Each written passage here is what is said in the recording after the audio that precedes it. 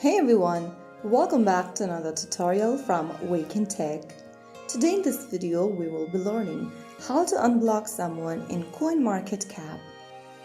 If you've previously blocked a user on CoinMarketCap, maybe to avoid comments or messages, but now you want to allow interactions again, then you can easily unblock them by following these steps.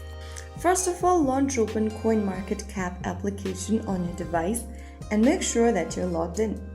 Once you're in the home page, go ahead and tap on your profile avatar at the top right corner. Now from the expanded menu, click on Settings. Under Settings, scroll all the way down and click on Account Activities.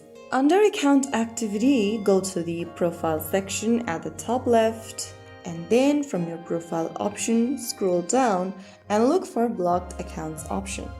Click on Manage right next to Blocked Accounts, and all the accounts that you've blocked will be displayed on the page.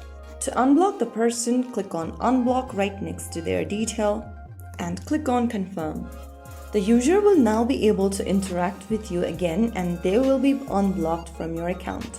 That's how you easily unblock someone on CoinMarketCap in just a few simple steps. If you found the video helpful, don't forget to like, share and subscribe to our channel.